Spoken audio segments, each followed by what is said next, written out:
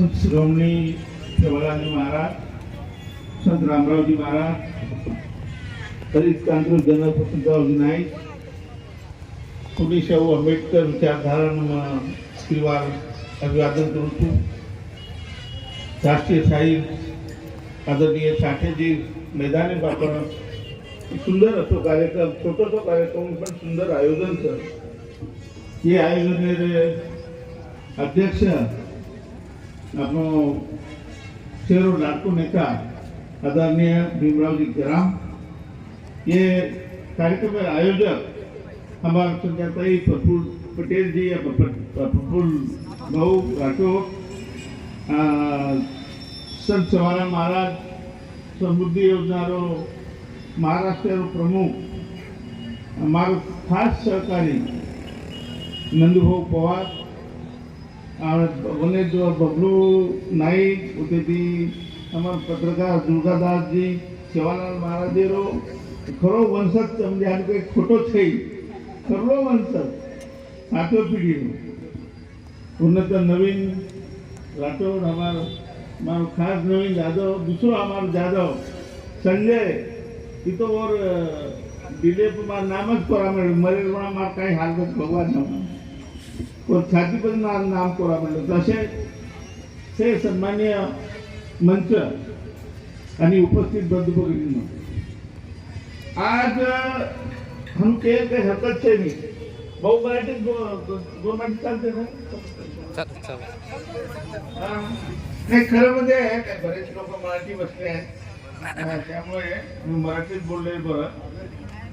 कारण ही जी धरती आहे, जे विभाग आहे हे जे किनवट आहे, हे खऱ्या अर्थाने माझा राजकीय सामाजिक जन्मच इथून झालेला आहे। माझी कर्मभूमी म्हटलं तरी चालेल। मला आठवतं जेव्हा आम्ही बहुजन महासंघाची स्थापना केली होती आणि भीमरावजी गरामला उमेदवारी दिली होती आणि आमचे महान नेते माजी खासदार उत्तमराव राठोडच्या विरोधात मला यावं लागलं, कारण आम्हाला इस्टॅब्लिश करायचं होतं। माझी आणि भीमरावची तर काही ओळख पण नव्हती, पण बहुजन महासंघ या महाराष्ट्रात या देशात एका विचारात प्रेरित होऊन जर पुढे आला होता, त्याला पुढे आणायचं होतं आणि म्हणून मी एकमेव अशी व्यक्ती होतो की मी 19 दिवस आणि भीमरावजी मी सर्व्हिस मध्ये असताना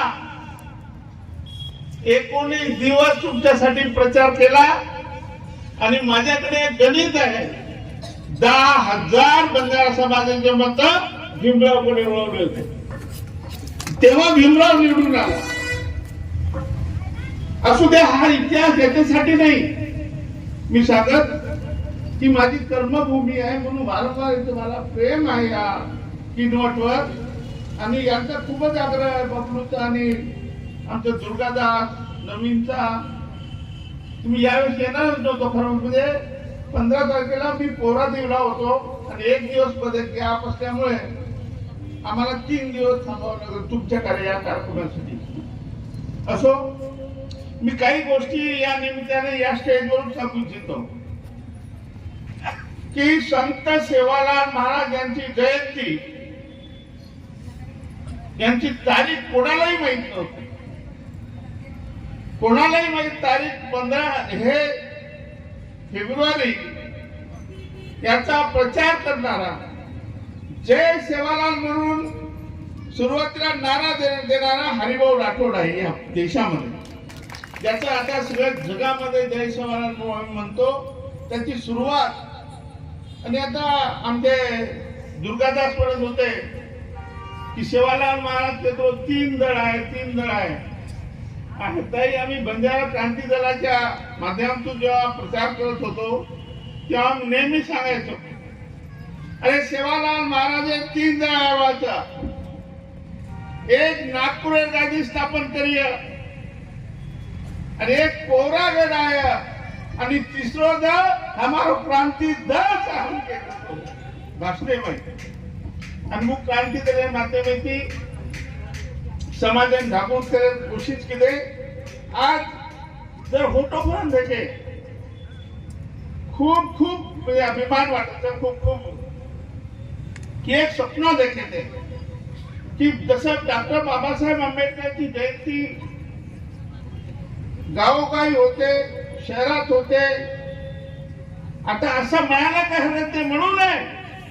पण आता आम्ही त्यांनाही मागे पाडत चाललो की असं दिसायला लागलं म्हणजे आम्ही ही जी चळवळ महाराष्ट्रात सुरू झाली मग मराठा समाजाची असो धनगर समाजाची असो आदिवासीची असो की बंजारा समाजाची असो आज एक नंबरवर कोण असेल तर बंजारा समाज आहे बंजारा समाज चळवळ म्हणून म्हणतो एवढी जयंती की देशभर देश नाही विदेशात आता वर्षापासून पाकिस्तानमध्ये अमेरिकेमध्ये कॅनडामध्ये या ठिकाणी सुद्धा जयंती एवढ्या मोठ्या प्रमाणात होत आहे आणि धूमधाम कर्नाटक आणि आंध्रच्या जयंत्या जर तुम्ही बघितल्या व्हॉट्सअपवर फेसबुकवर येत असेल तर मी आता विस्ताराने काही बोलणार नाही पण मी नेमका जो माझा विषय आहे आरक्षणाच्या विषयाबद्दल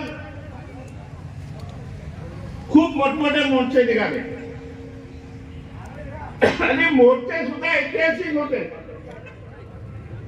ते मोर्चे बघून महाराष्ट्र हादरलं म्हटलं तरी चालेल दिल्ली हादरली दिल्ली